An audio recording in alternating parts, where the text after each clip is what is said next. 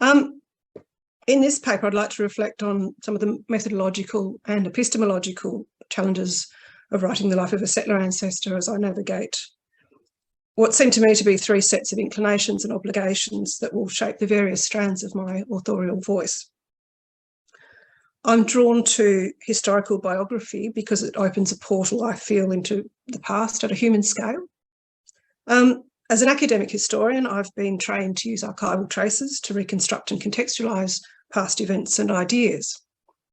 As a biographer, I want to create an engaging narrative that's historically sensitive, but also emphasises our shared humanity with people from different times. As a settler descendant, I've become a little obsessed with genealogy, and I know I'm writing this new biography for an audience that probably includes fellow descendants in search of a celebratory family history. So my current project examines the life of Thomas Wells, as Elliot mentioned, an embezzler transported to the penal colony of Van Diemen's Land in 1817. I became interested in writing about Thomas because his life lends itself to an engaging historical biography shaped by imperial networks and mobilities. Baptised in 1788, his formative years were shaped by the French and American revolutions and the campaign to abolish slavery, by economic and social disruption caused by the long wars with Napoleon, mass underemployment and harvest failures, the impacts of industrialisation and political radicalism. Originally a timber merchant from the North Sea port city of Hull in Yorkshire, Thomas set up in London but experienced bankruptcy when his business partnership was dissolved. A decade later, he was the father of a young family and a convicted felon. Less than 2 years into a 14-year sentence, Thomas managed to turn personal disaster into opportunity. By good fortune, he happened to travel to New South Wales on the same ship as the newly appointed Lieutenant Governor of Van Diemen's Land, William Sorrell. And by the time they arrived at Port Jackson, Wells had made such an impression that he was granted a ticket of leave, meaning he was free to work for himself.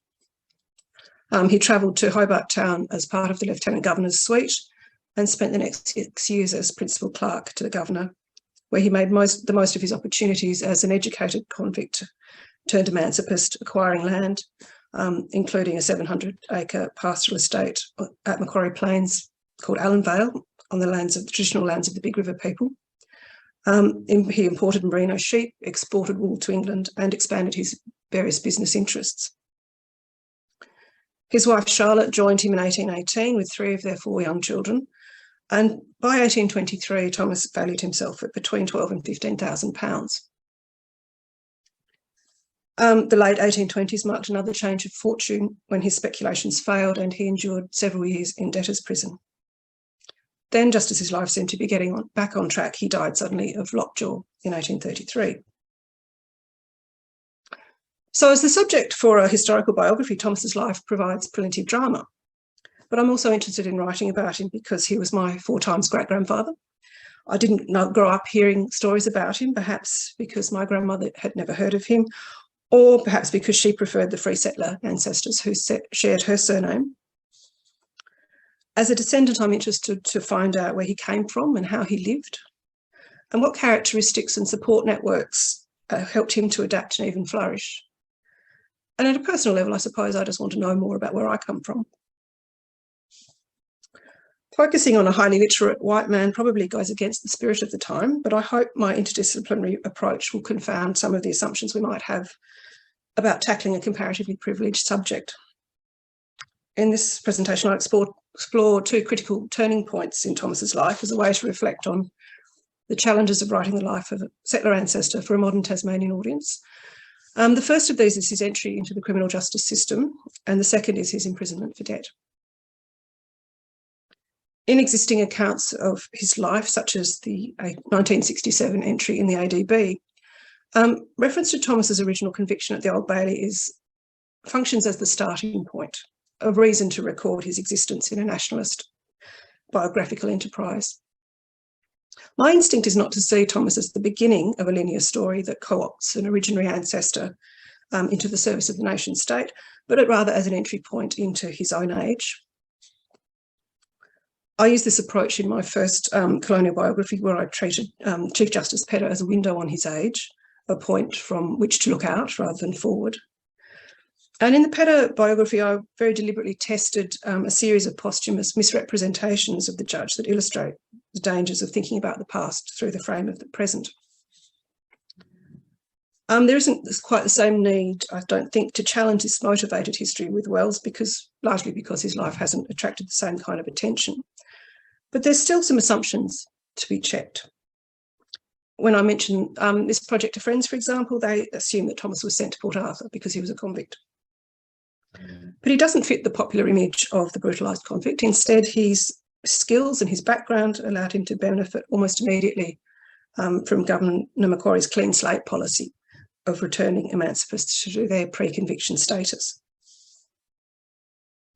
One of the more challenging aspects of Thomas's relative success that I need to acknowledge, and I'm still not sure yet how to treat this, is that he also profited from the less beneficent practices of his age, including obviously Indigenous dispossession, as he acquired ever more land in the colony, and indirectly from slavery, because his upbringing, or the upbringing that provided him with the intellectual and other resources that allowed him to flourish, was paid for in part by the profits his father made from dealing in mahogany that was harvested by enslaved Africans in the Caribbean. So this raises questions about how to approach this biography, particularly when I haven't found any evidence yet that Thomas himself reflected on his part in the settler colonial enterprise. Since researching and writing the Petter biography, I've done a grad dip in psychology. And I mention this because it was actually quite confronting to have to learn to think scientifically, to think about using evidence and defining constructs in a way that's much more rigid than what I've been used to in the humanities. And this has challenged me to think deeply about the limits of objectivity in my historical practice. It's also been helpful in formalising some of my thinking about recovering my subject's lived experience and his life world within a particular social imaginary, by which I mean the institutions, beliefs, values, and so on that shaped what he believed to be real. And I'm using life world and lived experience in a phenomenological sense to signify the givens of his everyday knowledge and experience, and the evidence that we have for the meanings he attributed to them. In contemporary social science research, phenomenological methods might include semi-structured interviews. Of course, I can't do that with someone who's been dead for almost 2 centuries. But with Thomas, I'm lucky to be working from a place of archival abundance. So it's possible to find his voice in many sources, including a verbatim transcript of his examination during Commissioner Biggs' inquiry in 1819, his many letters to the authorities, and his testimony in various cases in the Supreme Court. Through official and private correspondence and even a cameo in a Henry Savary novel, we also hear what others had to say about his character. If we could literally hear Thomas's voice, it would probably have the hint of a Yorkshire accent. And this brings me to another challenge: how to write his life in a way that respects his self-conception. Yorkshiremen are famous for their regional pride, and I suspect Thomas would have identified as a Yorkshireman first and an Englishman second. So I'm not quite sure that we have any right to claim him as Tasmanian, even though he spent 16 years on the island.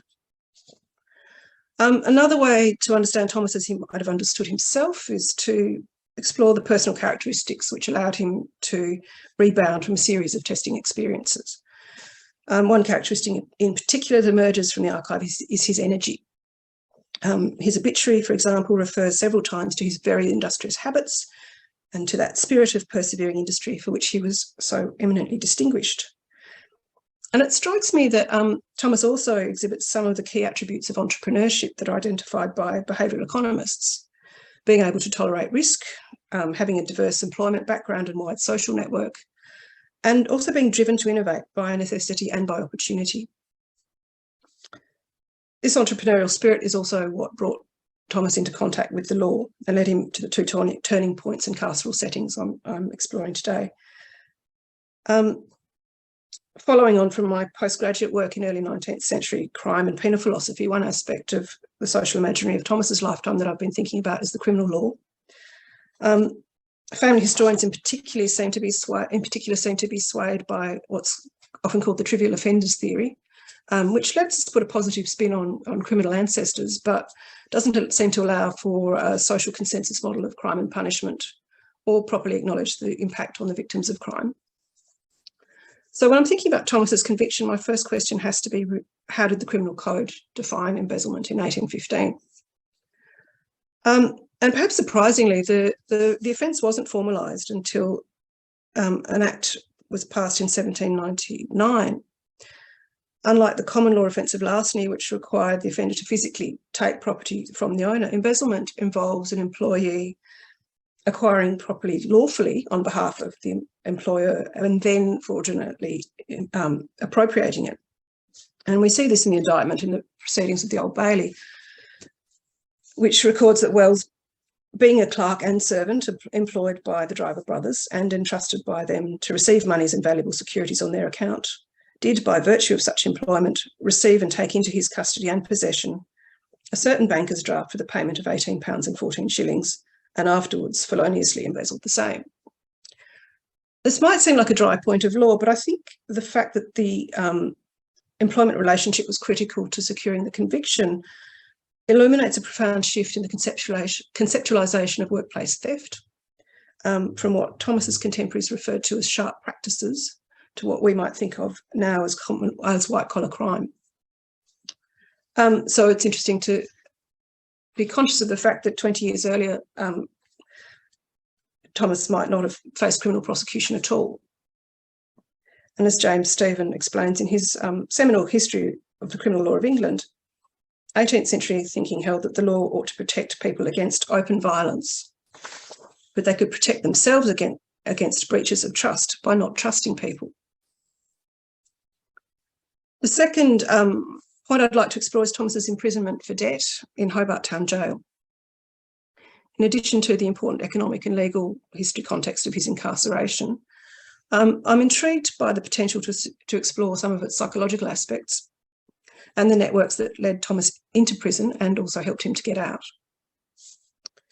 He was amongst at least 50 debtors languishing in the jails at Hobart Town and Launceston in the late 1820s, partly at the whim of their creditors and partly due to a delay in promulgating local legislation to deal with insolvent debtors. Contemporary and historical research on the psychological impacts of incarceration points to a range of depressive anxiety and somatisation symptoms experienced by inmates, as well as the coping strategies such as religion, exercise, or just keeping busy that they might use. The subjects of these studies tend to be individuals who are already marginalised and vulnerable. For example, inmates with existing mental health or substance use issues, or convicts subjected to solitary confinement. By contrast, Thomas and his fellow debtors are described by one contemporary newspaper editorial as being amongst our most valuable, useful, intelligent, able and industrious fellow colonists. So in other words, individuals who would normally be expected to have a relatively strong sense of self-efficacy. And I'm intrigued then to explore what their strategies were for coping in a situation where their sense of control was suddenly removed.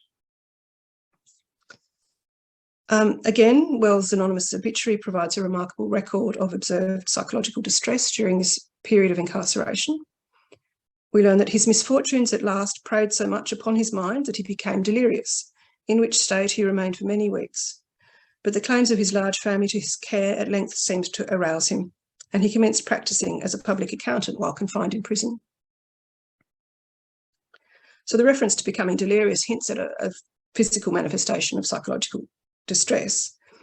And we also learn that he seemed to cope in part by occupying his mind, not only through working as an accountant, but also helping convict novelist Henry Savary, also in prison for debt, and then working on his satirical Hermit in Van Diemen's Land, which includes a fictitious visit to Thomas's wife Charlotte at Allenvale, and also his novel Quintus Servington, in which Thomas makes a cameo as Mr. Allen. Looking at the broader cohort of his fellow insolvent debtors, I can see the potential for a mini prosopography, and tracing their creditors and clients would also reveal some fascinating insights into colonial business practices and networks. We know, for example, that Thomas was linked to controversial figures like the colony's richest man, Edward Lord, as Lord's agent, and also to convicted bigamist and troublemaking newspaper editor Robert Lathrop Murray, who was one of the creditors who put him in prison.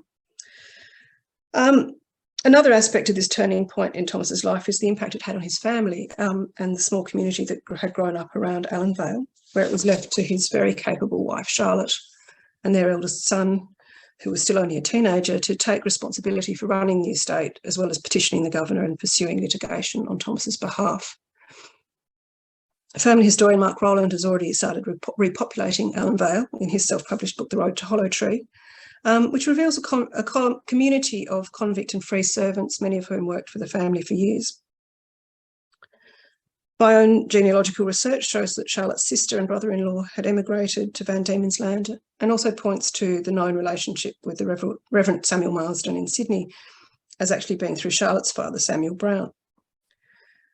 Charlotte's private correspondence with John Leake of Rosedale also reveals long-standing business and family links that go back to Hull and the English Hanseatic traders who spent time in Hamburg. And these connections, I think, are more than just interesting genealogical details. I think they reveal new connections which wouldn't be picked up by the conventional focus on Thomas's interactions in the masculine public sphere. And this will help to facilitate new kinds of network analysis in the colonial world. So to offer some concluding thoughts, I like to think of history as parable, as a way to explore how human beings, and increasingly the more than human, respond to the vicissitudes of life. Biography offers a particularly rich entry point into past life worlds at a scale that makes sense to us as fellow sentient beings in the throes of our own personal narratives. By focusing on the very particular trajectories of the individual subject, I think historically sensitive biography can offer a much needed alternative to the homogenising impulses of nationalist mythology that often passes for history.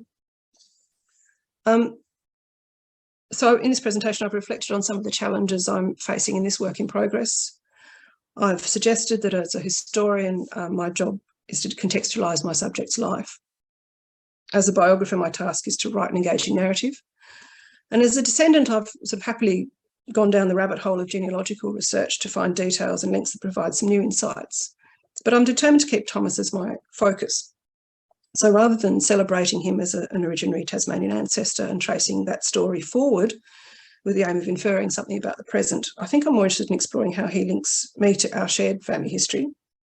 I'm also genuinely curious to understand how he coped amid a chaotic sequence of life events in a world that's become alien to us at a distance of 6 generations. I've also reflected on how I've been forced to revisit my own thinking about evidence and what the claims I can make to objectivity as a historian. And I hope my experience in psychology will help me become more alert to my own cognitive biases, as well as giving me the language to identify observed aspects of Thomas's personality and character that I might otherwise have overlooked or misinterpreted. The overarching theme of this symposium asks us to contemplate what's at stake in writing the lives of Tasmanians. And to be honest, I feel uneasy with the idea of claiming someone like Thomas as Tasmanian. It seems anachronistic and doesn't really account for his own self-conception.